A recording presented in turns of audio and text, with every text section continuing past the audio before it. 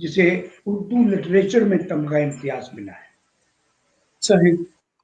اس سے قبل پنجابی ادب میں جوشوا فضل الدین صاحب کو یہ تمغہ امتیاز ملا پنجابی ادب میں. بالکل صحیح. اور میرے بعد پنجابی ادب میں ہی نسرین انجم بھٹی کو تمغہ امتیاز ملا. لیکن اردو لٹریچر میں واحد آدمی ہوں جسے یہ تمغہ امتیاز ملا. صحیح. تو یہ جو عام طور یہ بے شمار ایوارڈ مجھے ملے ہیں، یہ انسانی حقوق کے لیے کی خدمات کے حوالے سے، انٹرفیتھ ڈائلاگ کے حوالے سے، مختلف مذہبی تنظیموں نے، مسیحیوں کی کم مسلمانوں کی زیادہ تنظیموں نے جن نے مجھے وہ بے شمار ایوارڈ دیے ہیں جن کی بہت بڑی تعداد ہے. صحیح.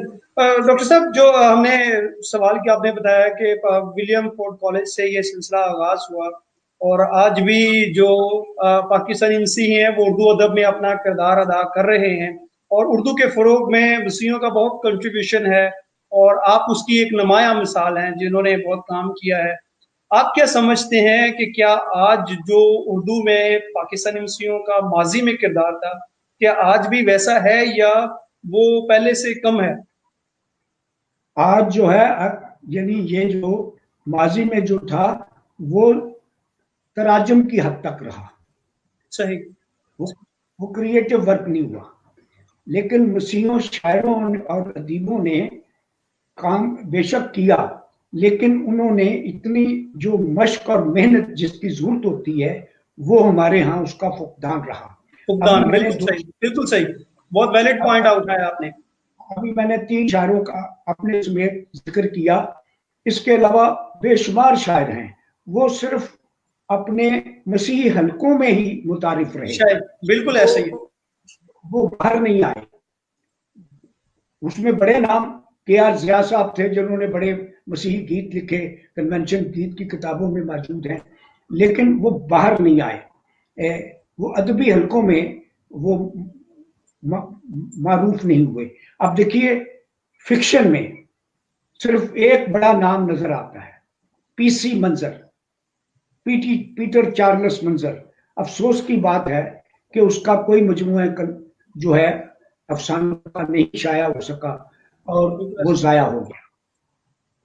مسیحیوں میں ایک ہی شاعر، ایک ہی افسانہ نگار جسے ادبی حلقوں میں تسلیم کیا گیا. اور اب اس کے بعد وہ عمر حیات صاحب آئے. ہاں جی، ان کا بھی اتنا ایکسپوجر نہیں ہوا باہر کے حلقوں میں. آج کل منظور راہی صاحب کے ڈرامے اور جو ہیں ٹی وی پر پنجابی کے بھی اور اردو کے بھی آتے رہے ہیں اور وہ ایک اچھا نام وہ سامنے آیا ہے افسانے کے اعتبار سے. اور آصف عمران صاحب ہیں ایک صاحب، انہوں نے بھی افسانے کے نام سے لکھنا شروع کیا ہے. صحیح. اور اسی پیرس میں ڈاکٹر ڈینس آئزک بھی آتے ہیں. ہاں، ڈینس آئزک تھے شاعری میں بھی اور افسانہ نگاری میں بھی. اسی طرح شاعری میں میرے ایک شاگرد کا نام بھی بہت آگے چلا، اس کا نام تھا گلزار چوہان. صحیح. گلزار چوہان اس کا نام تھا. وہ بھی شاعری میں انور سیران، گلزار چوہان یہ لوگ تھے. حمید دیس ایک صاحب تھے. یہ شاعری میں جن لوگوں کے نام بہت آگے آئے. میں نے افسانے کی بات کر رہا تھا، اس میں صرف 3-4 نام ہی سامنے جن کا میں ذکر کر چکا ہوں. لیکن شاعری میں یہ مزید نام جو میں آپ کو بتا رہا ہوں، آج کے دور میں صدیق بھٹی صاحب ہیں اور اپنا یہ اردو ادب میں آج ایک اور سلسلہ ہے کہ ہماری 4-5 خواتین، ہماری 4-5 ایسی خواتین ہیں پورے پاکستان میں جنہوں نے اردو لٹریچر میں پی ایچ ڈی کی. 5 خواتین ہیں پورے پاکستان میں، اور ان میں سے 2 میری شاگرد ہیں. اچھا. ہاں، ایک خاتون ہے डॉक्टर कौसर अनायत, जिसने गवर्नमेंट कॉलेज यूनिवर्सिटी से पीएचडी की है। बच्चों का उर्दू में बच्चों का मंजूम अदब उसका थीसिस था। बहुत जबरदस्त, बहुत जबरदस्त। उर्दू में बच्चों का मंजूम अदब उसका थीसिस था और वो उसने पीएचडी इस थीसिस में की। और अफसानों और जदीद अफसानवी अदब पहले से लेकर आज तक के अफसानवी अदब के हवाले से एक खातून डॉक्टर प्रिया तबीता हैं लाहौर में, सही। और एक रूही हैं रावलपिंडी में, और दो खवातीन कराची में हैं जिन्होंने उर्दू लिटरेचर में पीएचडी की है। एक खातून ने बाइबल मुकद्दस पीएचडी की है, उसका मौजूद था बाइबल मुकद्दस के तर्जुमे। और ये गवर्नमेंट कॉलेज यूनिवर्सिटी का जिक्र आया तो मैं ये बताता चलूं कि गवर्नमेंट कॉलेज यूनिवर्सिटी लाहौर में मुझ पर एमफिल का थीसिस हुआ है। कमल फिरोज फन और शख्सियत उस थीसिस का नाम है। और वो जिस लड़की ने तालिबा ने किया कमल फिरोज फन और शख्सियत एमफिल का थीसिस लिखकर कामयाबी हासिल की, वो आज कनेड कॉलेज में लेक्चरर की हैसियत से खिदमत अंजाम दे रही है। तो इस तरह मैं समझता हूँ कि उर्दू में आज के दौर में बहुत ज्यादा काम हो रहा है।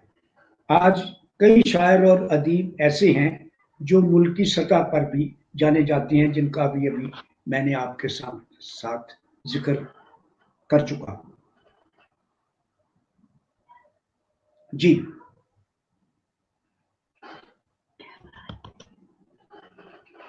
जी जनाब।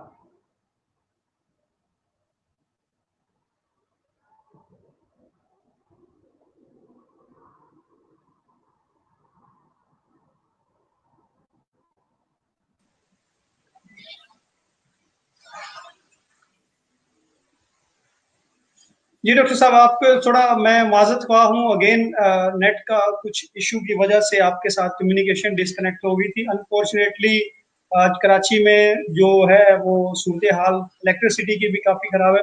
आपको मेरी आवाज आ रही है? आ रही है जनाब। जी जी। अच्छा, जो आपने अपनी गुफ्तगू में इस बात का जिक्र किया था कि हमारे बहुत सारे मसीही जो हैं वो शायर भी हैं, अदब में भी हैं, नसर में भी, अफसाना नगारी में हैं, लेकिन क्या वजह है कि आपने जैसे अपनी गुफ्तगू में जिक्र किया कि वो कौमी सतह पर, कौमी दायरे पर अपना नाम नहीं बना सके? हाँ, मैंने जो जिनके नाम बने उनका जिक्र मैं कर चुका हूँ कि जी जी जिन्हें जाना जाता था या जाता है। सही। हैं जी। जी जी ये मैंने अर्ज किया, दोस्त जालंधरी, ताक काश्मीरी, और ये हमीद देस, हैं जी, जावेद सदीक भट्टी, सही। ये अपना कौसर अनायत, प्रिया तबीता, डॉक्टर प्रिया तबीता भी बहुत अच्छी शायरा हैं। उनके भी एक दो मजमूए शायरी के शाया हो चुके हैं। और एक सिलसिला हमने शुरू किया था ताक साहब की जिंदगी, ताक काशवारी साहब की जिंदगी में ही, Lahore diocese church of Pakistan में, के तख्लीकी अदब, चाहे वो नसर में हो या वो नज़म में, सही, जो तख्लीकी अदब पर किताबें शाया हों उनके मुसन्नफीन को ताक काश्मीरी अवार्ड दिया जाए। बिल्कुल सही। और वो हर साल ये तय पाया कि वो हर साल लोगों को वो अवार्ड दिया जाता था। ताक साहब के जमाने में ही हुआ ये कि ताक साहब के साथ एक शाम नेशनल होटल में मनाई जा रही थी लाहौर। तो बिशप साहब सदारत कर रहे थे, मैं कंडक्ट कर रहा था, जिसमें मसीही और मुसलमान अदीब, स्कॉलर सब लोग आए हुए थे। तो मैंने बिशप साहब से कहा, बिशप साहब, ताक साहब के लिए कोई ऐसा काम कर देना चाहिए जो एक जारी और सारी काम रहे। कहने लगे नहीं, ताक साहब बहुत अमीर आदमी है, उनको तो पैसे पूसे की जरूरत नहीं है। मैंने कहा मैं पैसे की बात नहीं कर रहा, कोई अवार्ड कर दिया जाए। तो कहने लगे 5,000 का एक अवार्ड, ताक कश्मीरी अवार्ड, अदबी क्रिएटिव काम करने वाले शायरों और अदीबों के लिए हर साल देने के लिए कर देते हैं। मैंने कहा नहीं, 5,000 तो थोड़े हैं, कुछ बढ़ाएं। तो 10,000 कर दिया गया। और तय पर और ताक कश्मीरी साहब ही की सिफारिश पर सॉरी, आप पानी पी लें, आप पानी ले लें प्लीज, पानी पी लें आप।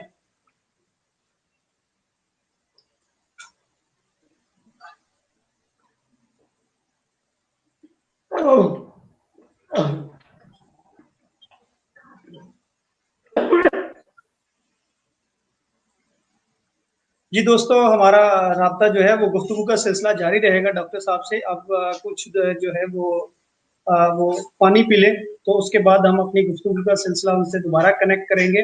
अनफॉर्चुनेटली थोड़ा सा जो इंटरनेट की कनेक्टिविटी है, खास तौर पर मेरी तरफ से यानी पाकिस्तान की तरफ से, कराची की तरफ से आज इंटरनेट की कनेक्टिविटी का इशू है, तो मैं उसके लिए आपसे माजरत करता हूँ जो लोग देख रहे हैं। और मैं आपसे रिक्वेस्ट करूंगा कि अपने सवाल जो है वो जरूर डॉक्टर साहब से पूछें, और कुछ ही देर के बाद हम सवालात का सिलसिला भी शुरू करेंगे। जी डॉक्टर साहब, तो आपकी गुफ्तगू जो है वो जारी। हाँ, वो ताक कश्मीरी साहब अवार्ड का ऐलान कर दिया गया, 10,000 रुपए वहां। तो बाद में ये सब ताक कश्मीरी ने कहा कि इसका सबसे पहला जिस शख्स को ये अवार्ड दिया जाए वो कमल फेरोज साहब है। तो मुझे पहला अवार्ड उनकी तरफ से मुझे मिला। तो ये उसके बाद फैसला ये हुआ, ताक साहब ने कहा कि अब मैं बिशप साहब और कमल फेरोज आइंदा जिसको अवार्ड देना होगा अगले साल के लिए फैसला ये किया करेंगे। तो ताक साहब की हयात तक वो भी साथ शामिल रहे। अब ये सारी जिम्मेदारी मेरे अकेले आदमी के साथ है। तो ये अवार्ड हमारे बहुत से अदीब शायरों को मिल चुका है, जिसमें ये हमारे आज के सारे शायर और अदीब और अफसाना नगार शामिल हैं। और हर साल वो coordination office Lahore diocese church of Pakistan की तरफ से दिया जाता है। अब उसकी रकम 20,000 कर दी गई है। सही। डॉक्टर साहब, आप क्या समझते हैं कि क्या वो नकात हैं जिन पर काम करने की जरूरत है ताकि हमारी जो नौजवान नस्ल है, ये जो नौजवान अदीब हैं, शायर हैं, वो जो है वो उर्दू अदब में कौमी धारे में शामिल होकर अपनी शनाख्त बनाएं, जिस तरह आपका नाम है और आप उन लोगों के लिए में से रोल मॉडल हैं कि कैसे आप जो है वो कौमी सतह पर, कौमी धारे में, ना सिर्फ अपनी कम्युनिटी में बल्कि आप कौमी धारे में आपकी अपनी जान और पहचान बना सके। उसके लिए मशक और मुतालिया अशद जरूरी है। सही सही, बहुत जरूरी। मशक और मुतालिया उसके लिए अशद जरूरी है, क्योंकि जब तक आप मशक नहीं करेंगे, मुतालिया नहीं करेंगे, और आज के दौर को हम पढ़ते कम हैं, लिखते ज्यादा है। बिल्कुल ऐसे ही है। और फिर ये आज के दौर में ये जरूरी नहीं समझा जाता, जो आपने लिख दिया उसी को छुपवा दिया, ऐसे ही। हमने ये सब कुछ अपने असातिज़ा से ये नहीं सीखा। और मैं तो कहा करता हूँ बकौर हसरत महानी कि तबे हसरत ने उठाया है हर एक उस्ताद से फैज। मैंने बहुत से उस्तादों से तरबियत हासिल की है, जिनमें आखिरी दौर में हजरत एहसान दानिश मेरे उस्ताद थे। वाह, जो एक बहुत बड़ा नाम था। तो जब उन्होंने मुझे फारुकुल तहसील कर दिया कि अब कमल फेरोज तुम्हें मुझे गजल दिखाने की या शायरी दिखाने की जरूरत नहीं है, अब तुम खुद लिखो, एक दफा पढ़ो, और अब आपको जरूरत नहीं है, अब आप लोगों की इस्लाह किया करें। इस तरह उस्ताद ने कहकर मुझे फारुकुल तहसील कर दिया हजरत एहसान दानिश ने। और सही। मुझे ये फख्र हासिल रहा है कि मुझे अपने हमअसर के अलावा तमाम बड़े बड़े शौरा कराम, जिसमें फैज अहमद फैज साहब के घर भी हम नौजवान थे, हम जाते थे। सलीमा हाशमी, उनकी बेटी आज भी याद करती हैं कि हम कॉलेज में पढ़ा करती थी तो आप तशरीफ लाया करते थे एच ब्लॉक में। और फिर ज़हीर काश्मीरी, एहसान दानिश, और मैं ये अर्ज करता चलूँ कि मेरी एक किताब मेरे दोस्त करामत बुखारी ने मुरतब की है, जिसमें उन्होंने हजरत एहसान दानिश, अहमदुद्दीन कासमी, ज़हीर काश्मीरी, कतील शफाई, मुनीर नियाजी, शहजाद अहमद, गरज के जिन लोगों ने मुझ पर मज़ामीन और मेरी मुख्तलिफ तकरीबात में इजहार ख्याल किया है, वो सारी बातें और उन की जो रुदार अखबारात में शाया हुई है, वो हमारी एक खातून दोस्त अक्सर कहा करती हैं, मनवर सुल्ताना भट्ट, जो बहुत अच्छी शायरा भी हैं, वो अक्सर कहा करती हैं कि जितने फंक्शन और जितनी तकरीबात कमल फिरोज के हवाले से, उनकी सालगिरह के हवाले से, उनकी किताबों के हवाले से, या उनकी पजीराई के लिए लाहौर में मुनक्कद हुई हैं, इतनी आज तक किसी और शायर के लिए मुनक्कद नहीं हुई। बिल्कुल ऐसे सर, ये आपको एजाज हासिल है और आप इसके जो है वो हकदार भी हैं। मैं एक और यहीं से जुड़ा सवाल ये पूछूंगा कि क्या वजह है कि हमारे यहाँ शायर, जो हम मसीही हलकों की बात कर रहे हैं, कि उसमें शायर तो बहुत है और आप आज भी देखें तो वो शायर, लेकिन नसर नगार हमारे यहाँ बहुत कम है, इसकी क्या वजह आप समझते हैं? मैंने अर्ज की ना कि नसर नगारी में मैंने 3-4 लोगों का नाम लिया, फिक्शन में, नावल में और ड्रामे में। ये उमर याद का नाम लिया, पीसी मंजर ने तो अदब लतीफ में मुसलसल छपते थे। जब मिर्जा आदि, यानी जो अदबी हलकों में बतौर अफसाना नगार मारूफ हुए, वो पीसी मंजर थे। उसके बाद उमर याद, उसके बाद ये मंजूर राही हैं। इसके अलावा आज भी बहुत से लोग नसर में भी लिख रहे हैं। ये खुद डॉक्टर प्रिया तबीता ने भी जो बहुत अच्छी नसर लिखी है और अफसानों के हवाले से तहरीरें लिखी, इस तरह और बहुत से लोग हैं जो नसर में काम कर रहे हैं, लेकिन कोई बड़ा नाम अभी तक सामने नहीं आया। तो डॉक्टर साहब, इसकी वजह क्या है? आप क्या समझते हैं, क्या वजह है इसकी? इसकी वजह ये है जी कि बदकिस्मती ये है कि मसीहों में सही अदब की तरवीज और इरशाद के लिए कोई अदारे मौजूद नहीं है। बिल्कुल, ये बहुत बड़ी जबरदस्त बात की और मैं ये चाह रहा था कि आप इस पे बात करें, क्योंकि आपका जो वसी तजुर्बा है और जिस तरह से आपने काम किया है, और आप इस पर बेहतर रोशनी डाल सकते हैं। ये पूरी कौम की अदब से दिलचस्पी मौजूद नहीं है लिटरेचर के साथ। ऐसे ही अगर थोड़ी बहुत दिलचस्पी है तो वो सहाफत के हवाले से है। अब मुझे भी मसीही हलकों में बतौर जर्नलिस्ट ज्यादा तस्लीम किया जाता है और मुकाम दिया जाता है, लेकिन अदब के हवाले से जो मेरी मुल्की सतह पर नसीहत है या अदबी हलकों में मेरी नसीहत है, वो मेरे अपने उसमें नहीं है। कैथोलिक चर्च में थोड़ा सा ये सिलसिला मौजूद है कि वहाँ ये रमक मौजूद है। क्या मेरे साथ जो मसीही हलकों में प्रोग्राम मेरे हवाले से किए गए, वो कैथोलिक चर्च ने किए, अगरचे मैं खुद कैथोलिक नहीं हूँ। صحیح. اور اس میں فادر جیمز چنن اور فادر عنایت برنارڈ جو سینٹ میری سیمنری کے پرنسپل بھی رہے ہیں، اور یہ فادر فرانسس ندیم، انہوں نے بہت سے پروگرام میرے حوالے سے میری پذیرائی میں کیے، اور بہت سے مشاعرے میرے تعاون سے کیے، اور اس میں ان مشاعروں کی صدارت کرسمس پر، ایسٹر پر جو مشاعرے منعقد ہوئے مختلف سینٹ میری میگدلینی چرچ میں یا یو آر آئی کے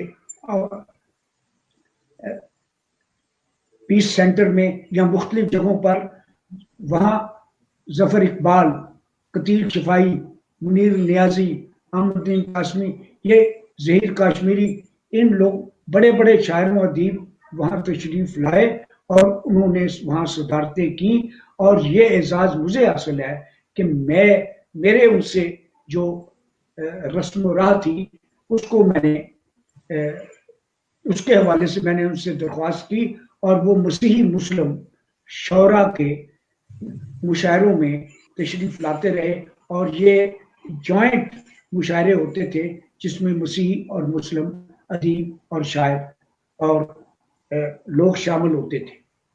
تو اس طرح، لیکن اب یہ روایت بھی ختم ہوتی جا رہی ہے، ختم ہو رہی ہے.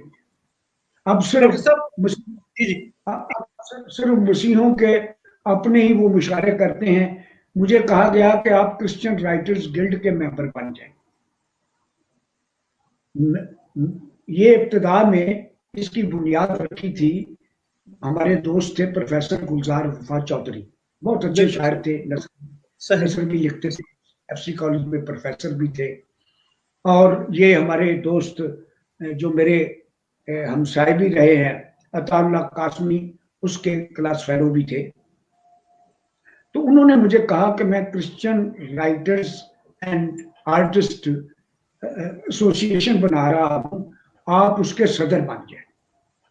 میں نے اس سے کہا جی میں پاکستان رائٹرز گلڈ کا ممبر ہوں، تو میں تو یہ اس کو محدود ایک کہ کرسچن، بہرحال انہوں نے کہا چلیے آپ نہ بنے لیکن آپ اس کے سرپرست بن گئے. تو میں اس کا سرپرست بن گیا. ان کی وفات کے بعد یہ تنظیم صرف کرسچن رائٹرز گلڈ کی شکل اختیار کرتی. تو مجھے کہا گیا، تو میں نے کہا جی میں پاکستان رائٹرز گلڈ کا ممبر ہوں، تو میں کرسچن رائٹرز گلڈ کا ممبر نہیں بن سکتا، کیونکہ یہ تو ایک کریمنل جماعت بن جائے گی. شاعر ادیب صحافی، شاعر ادیب جو ہوتا ہے وہ یونیورسل ہوتا ہے. اب میر تقی میر، غالب، سودا، جتنے بڑے بڑے شاعر ہیں وہ مسلمان شاعر نہیں تھے، قطعاً مسلمان شاعر. شیکسپیئر، کیٹس کے بارے میں کہا جاتا ہے کہ وہ 30 سال کی عمر میں چلے گئے، لیکن he is a poet of love and beauty, اور وہ قیامت تک رہے گا. لیکن ان کی بیک گراؤنڈ بے شک مسیحی ہے، لیکن انہیں مسیحی شاعر اور ادیب نہیں کہا جاتا. اور مجھے بھی جو حیثیت حاصل ہے ادبی حلقوں میں، وہاں مسیحی شاعر اور ادیب کے حوالے سے نہیں ہے، صرف شاعر اور ادیب کے حوالے سے ہے.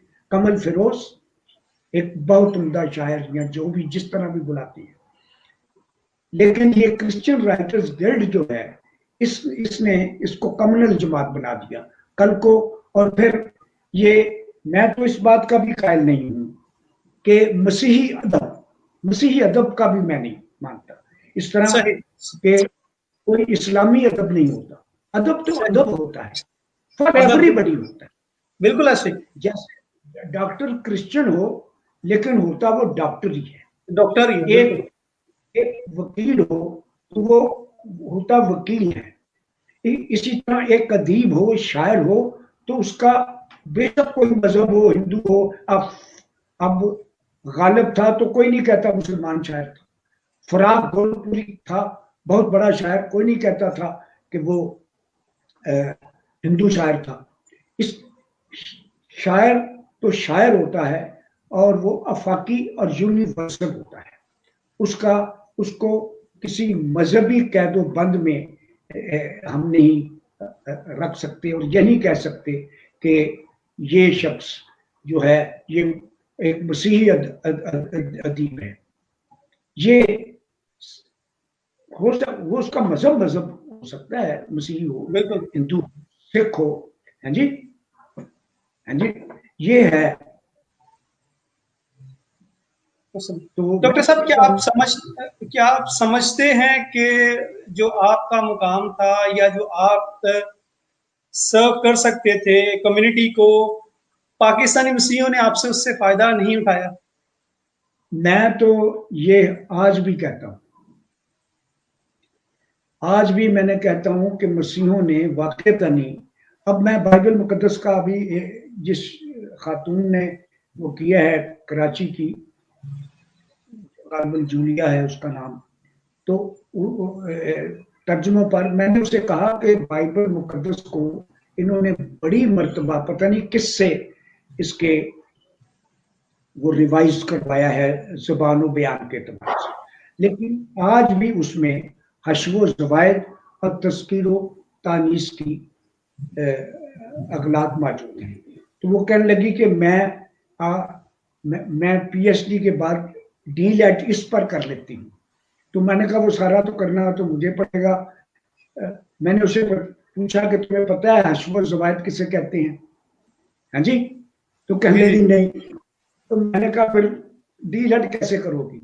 حشو و زوائد ہوتے ہیں جناب کہ ایک لفظ کی ضرورت نہیں ہے اور وہ خامخواہ اب میرے آپ کے درمیان، لیکن لوگ لکھ دیتے ہیں میرے آپ کے درمیان میں. بالکل جی، اس طرح رویا لفظ ہے وہ مذکر ہے، ہمارے ہاں رویا دیکھی. تو اس ایسا ہی ہے.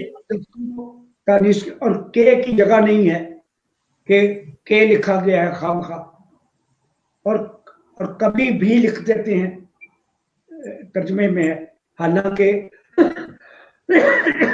کبھی میں بھی شامل ہے، بھی کی ضرورت نہیں ہے.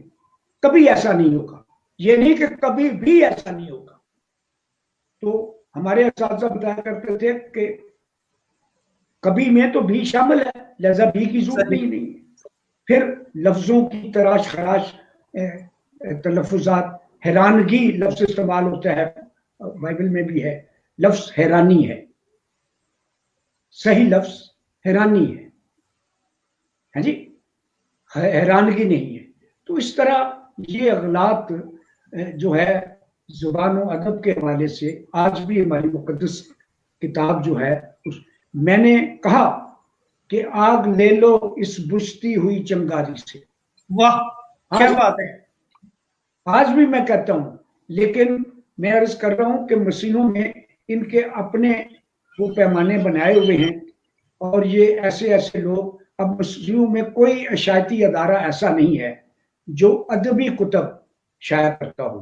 اور وہ جو تراجم چھپتے ہیں، وہاں جو تراجم چھپتے ہیں وہ اس قابل نہیں ہوتے کہ وہ آدمی ہاتھ میں لے کر کسی ادبی حلقے میں وہ لے کر جائے وہ کتاب، کیونکہ اس کا زبان و بیان اس قابل نہیں ہوتا کہ وہ مسیحوں کے ہاں بس وہ جو کسی نے ایم اے اردو کیا، اسکول ماسٹر لگ گیا ہے تو اس سے ترجمہ وہ کروا لیتے ہیں، اور ترجمہ بھی وہ ایسا ہی ہوتا ہے جیسا اسکول کے ماسٹر اپنے بچوں کو کراتے ہیں. ایسے ہی. اس لیے کیونکہ یہ تو اس میں وہ جو ادبیت ہوتی ہے وہ ہوتا ہے کہ اس کو لٹریری ٹچ دیا جاتا ہے ترجمے کو. ہاں جی، وہ ترجمہ نہیں جو ہم اسکولوں کالجوں میں ہمارے اساتذہ پڑھایا کرتے تھے انگریزی میں اردو میں. تو اس کی بنیادی وجہ یہی ہے کہ کوئی اور یہ جن لوگوں کے سپرد کرتے ہیں یہ کام، وہ اہل نہیں ہوتے. وہ اس بار انہیں نہ تو انگریزی پر ویسی دسترس ہوتی ہے اور نہ ہی اردو ترجمے ضروری ہے کہ آپ کو دونوں زبانوں پر دسترس ہو. قبول ہونا چاہیے. سب سے زیادہ جس زبان میں آپ ترجمہ کر رہے ہیں اس میں دسترس ہونا انگریزی سے بھی زیادہ ضروری ہے. انگریزی تو آپ سمجھ، اب لوگ ترجمہ کرتے ہیں لفظ بلفظ. میں نے ترجمے کے فن کے سلسلے میں کہا ہے کہ ترجمہ ایسا ہونا چاہیے کہ جب وہ سامنے آئے تو لوگوں کے ذہن میں یہ بات نہ آئے کہ یہ ترجمہ ہے، ترجمہ بلکہ وہ بالکل یہ ایسے ہی. سمجھے کہ یہ تبازات کتاب ہے. میں نے ایک کتاب ہیپی ہوم لائف مریم میگو بنیٹ کی کتاب کی تھی خاندانی مسرتوں کے نام سے. وہ ترجمے کے لیے روزنامہ روز میں گئی. میں 68 69 کی بات کر رہا ہوں. تو انہوں نے لکھا کہ اصل کتاب تو ہمارے سامنے نہیں ہے، لیکن یہ کتاب اس پر لکھا ہوا ہے ترجمہ مترجم کمل فیروز، لیکن ہمیں یہ کتاب تبازات نظر آتی ہے. تو ترجمے میں ضروری ہوتا ہے کہ آپ مصنف کا پیراگراف پڑھیں، ایک دفعہ پڑھیں، 2 دفعہ پڑھیں، اور اس کو انڈرسٹینڈ کر کے آپ اپنی زبان میں وہ بات لکھتے. یہ ہوگی ترجمہ. اور اگر آپ لفظوں کا ترجمہ کریں گے تو انگریزی میں جو اصطلاحات ہیں ان کا اردو میں ترجمہ کرنا، اسی طرح ترجمہ کر دینا، وہ پھر اس کی ادبی حیثیت ختم ہو جائے. اس کو آپ جب اردو میں لکھیں گے تو پھر اس کو اس زبان میں کہ پیکر میں ڈالیں گے. ٹھیک ہے جی، یہ ہے صحیح.